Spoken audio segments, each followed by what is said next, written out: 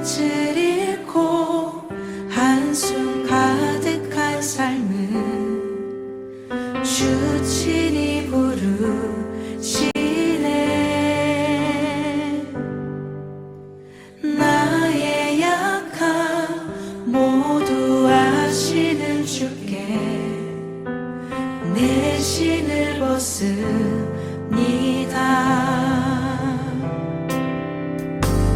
낙심하고 고된 인생을 통해 주의 뜻 이루시네.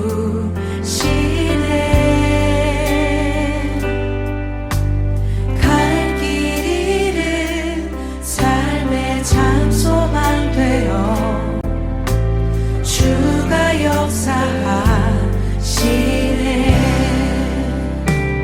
바다의 길을 내며 하늘에 빛을 두신 주, 내 깊은 두려움 다 씻어주시네.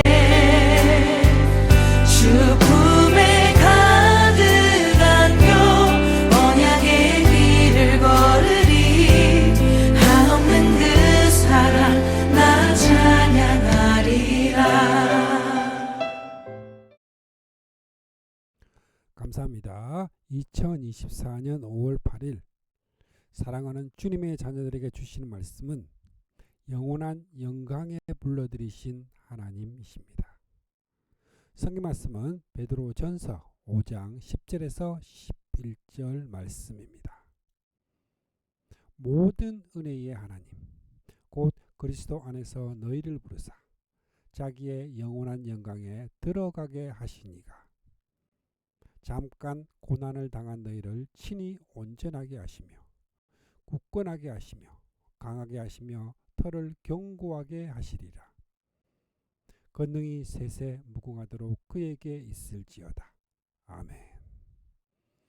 베드로전서 5장 10절에서 11절 말씀입니다. 환난을 애고하는 베드로전서는 영광의 서신입니다. 베드로 사도는 하나님 아버지의 미리 아심을 따라 성령이 거룩하게 하심으로 순종함과 예수 그리스도의 피뿌림을 얻기 위하여 택하심을 입은 자들에게 편지하노니 하고 시작한 서신을 영원한 영광에 들어가게 하신 하나님으로 마치고 있습니다. 자, 마지막 장은 목회자와 성도들에 대한 권면을 한 후에 마치 구호제창을 하듯 하는 권면으로 마치고 있습니다. 첫 번째로 목회자와 성도들에게 하는 권면입니다. 너희 중 장로들에게 권하노니 한 이 목회자에 대한 권면과 젊은 자들아 하고 일반 성도들에게 하는 권면입니다. 베드로전서 5장 1절 말씀에 너희 중 장로들에게 권하노니 나는 함께 장로된 자요 그리스도의 고난의 증언이요 나타날 영광에 참여할 자니라. 자, 베드로는 자신을 장로라고 말합니다. 사도 요한도 자신을 장로라 말합니다. 목회 서신에서 바울은 잘 다스리는 장로들은 두 배로 존경을 받아야 합니다. 특히 말씀을 전파하는 일과 가르치는 일에 수고하는 장로들은 더욱 그리하여야 합니다.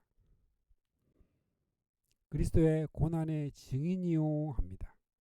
자, 그리스도의 고난의 증인으로 베드로를 능가할 사람이 없을 것입니다. 그런데 그는 고난만 말씀하는 것이 아니라 나타날 영광에 참여할 자니라. 고난에 참여한 자만이 영광에도 참여한다는 뜻이 됩니다.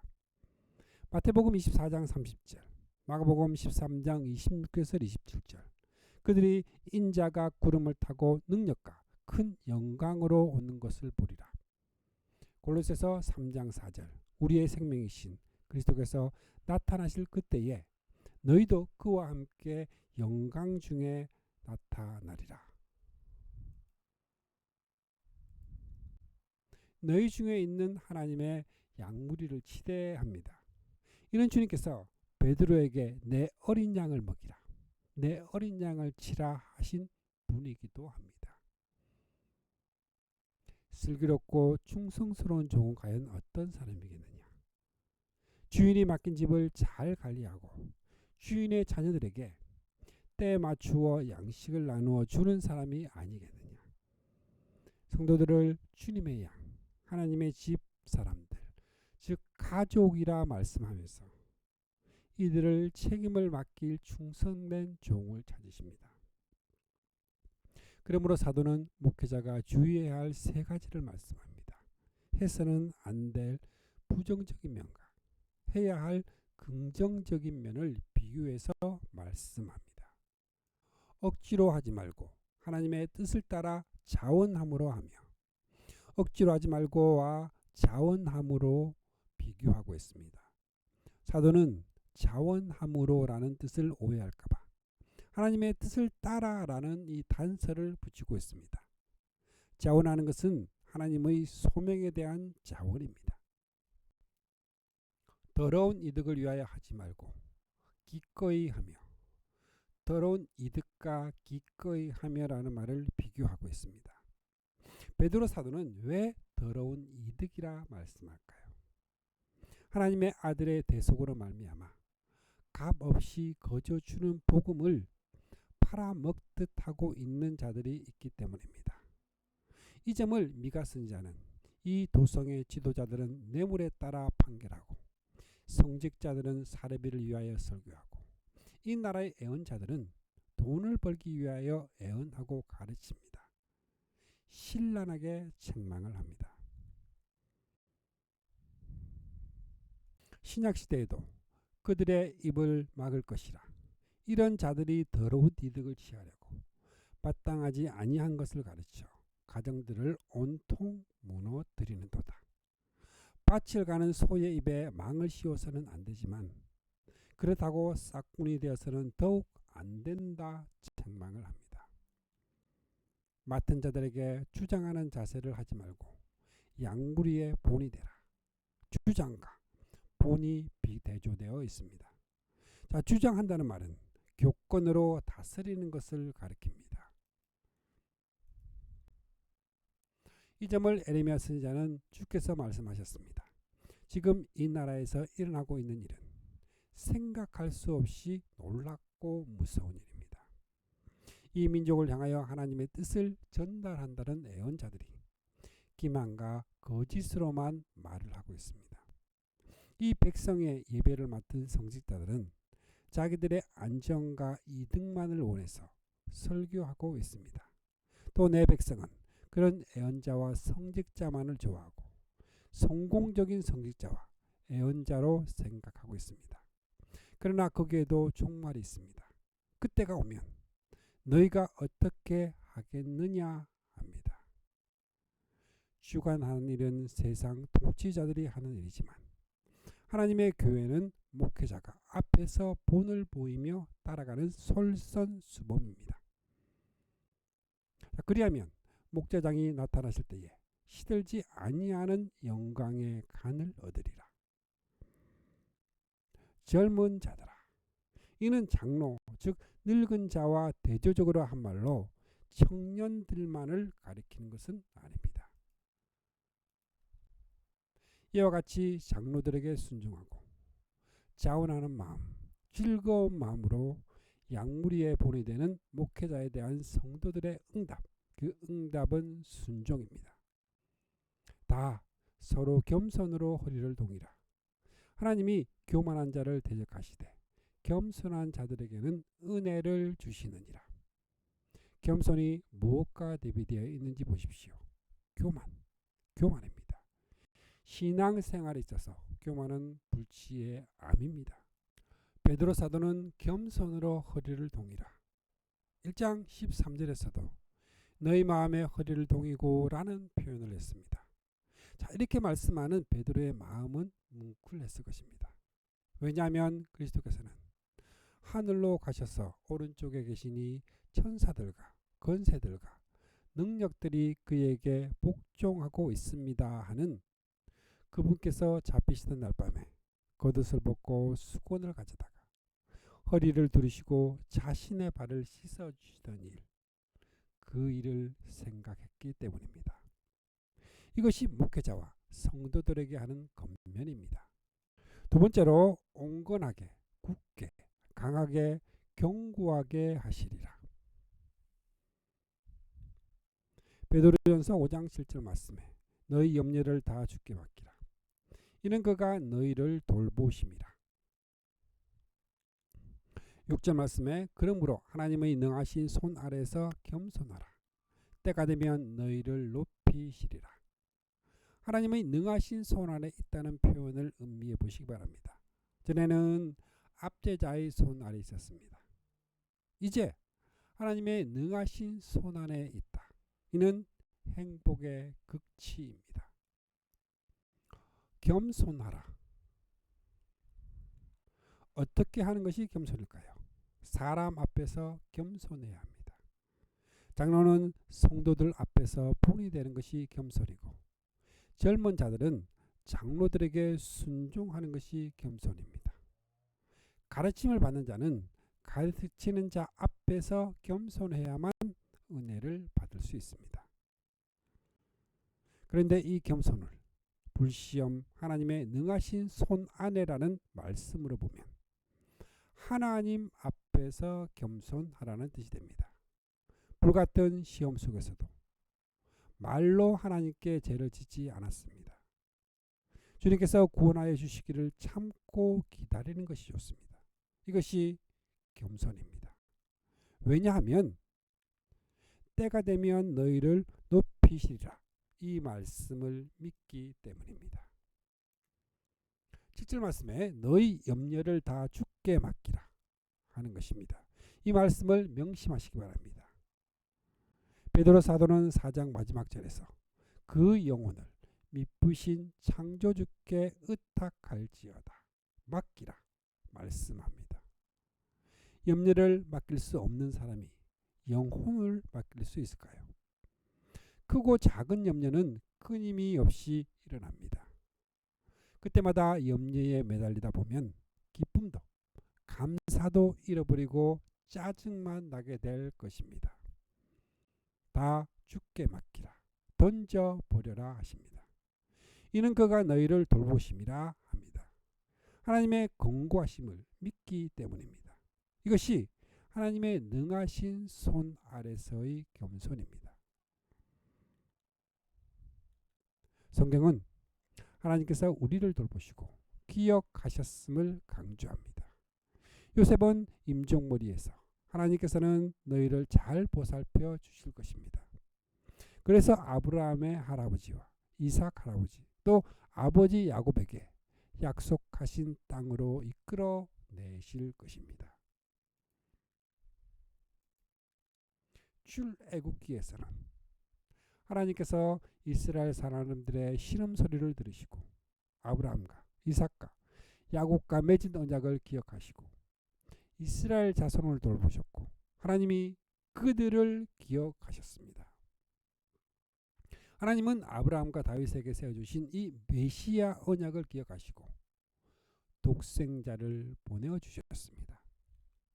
그리하여 오직 너희는 택하신 족속이요 왕같은 제사장들이요 거룩한 나라요 그의 소유된 백성이니 하고 백성이 되었다 말씀합니다. 그 택하신 족속을 기억하시고 아들의 피로 값을 주고 사신 그 소유된 백성을 돌보아 주십니다. 자, 이것을 믿는 것이 겸손입니다. 이에 대한 불신앙이 교만으로 나타나는 것입니다. 그러므로 하나님 앞에서 겸손하라 하지 않고 하나님의 능하신 손 아래서 겸손하라 하는 것입니다. 자기 백성을 돌보시는 하나님이십니다. 8절 말씀에 근신하라 깨어라 너희 대적 마귀가 우는 사자같이 두루다니며 삼킬 자를 찾나니 너희는 믿음을 굳건하게 하여 그를 대적하라. 이는 세상에 있는 너희 형제들도 동일한 고난을 당하는 줄을 압니다. 지금 다가오고 있는 불시험은 네로라는 적그리스도를 통한 박해입니다. 그런데 사도는 네로의 배후에 마귀의 관계가 숨어 있음을 폭로합니다. 계시록 12장에 이에 대한 생생한 기사가 있습니다. 큰 붉은 용은 그리스도가 탄생하면 삼키고자 합니다. 그런데 그 아이를 하나님 아까 그 보좌 앞으로 올려가더라. 부활 승천을 하신 것입니다. 그리하여 용이 남자를 낳은 여자를 박해하는지라. 여자의 뒤에서 뱀이 그 입으로 물을 강같이 토하여 여자를 물에 떠내려 가게 하려 하되 떠내려 가게 합니다. 이것이 너희 대적 마귀가 우는 사자같이 두루 다니며 섬길 자를 찾나니의 뜻입니다. 그리고 이 발악은 종말로 갈수록 더욱 명렬해질 것입니다. 그러면 어떻게 하는 것이 마귀를 대적하는 것일까요? 대적하라. 유다서 1장 3절. 믿음의 도를 위하여 힘써 싸우라. 에베소서 6장 10절에서 18절. 마귀의 관계를 능히 대적하기 위하여 하나님의 전신갑주를 입으라. 이는 악한 날에 너희가 능히 대적하고 모든 일을 행한 후에 서기 위함이라. 근신하라. 깨어라. 너희는 믿음을 굳건하게 하여. 주감사교회 성도님들은 정신을 차리고 깨어있는 삶을 살아가야 합니다. 믿음에 굳게 서서 마귀를 맞서 싸우십시다. 하나님의 능하신 손 아래서 겸손하고 궁극적으로는 모든 염려를 다 주께 맡기는 삶을 살아가시기를 부탁을 드립니다. 자, 10절 말씀에 모든 은혜의 하나님 곧 그리스도 안에서 너희를 부르사 자기의 영원한 영광에 들어가게 하시니가 잠깐 고난을 당한 너희를 친히 온전하게 하시며 굳건하게 하시며 강하게 하시며 털을 견고하게 하시리라. 그러니까 불같은 시험은 성도들을 약하게 하는 것이 아니라 도리어 굳건하게 하고 강하게 하고 온전하게 단련시키는 풀무불과 같다는 말씀입니다. 그래서 권능이 셋에 무궁하도록 그에게 있을지어다 아멘 하고 성령을 돌리는 것입니다. 12절 말씀에 내가 신실한 형제로 하는 실로아노로 말미암아 너희에게 간단히 써서 권하고 이것이 하나님의 참된 은혜임을 증언하노니 너희는 이 은혜에 굳게 서라.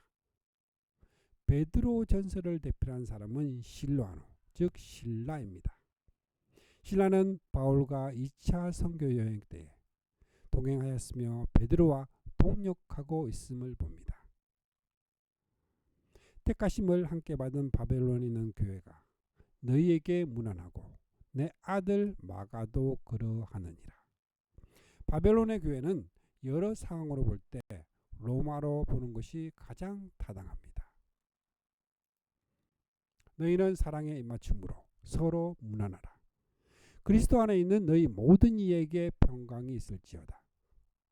인사 부분에서 초대교회의 순수한 모습을 보게 됩니다. 이 점을 택하심을 받은 교회, 신실한 형제 실로아노, 내 아들 마가, 그리스도 안에 있는 너희 모든 이들, 사랑의 입맞춤으로 서로 문안하라. 평강이 있을지어다 등에 나타납니다. 초대교회 형제들은 환난 가운데 있었으나 그리스도 안에서 뜨겁게 서로 사랑함으로 평강 가운데 있을 수가 있었습니다. 자, 베드로 사도는 나는 여러분을 격려하고 이것이 하나님의 참된 은혜라는 것을 증언합니다. 주감사교회 성도님들은 이 은혜 안에 든든히 서서 오직 주님과 함께 동행하는 삶을 살아가시기를 주님의 이름으로 축복도 축복합니다. 아멘.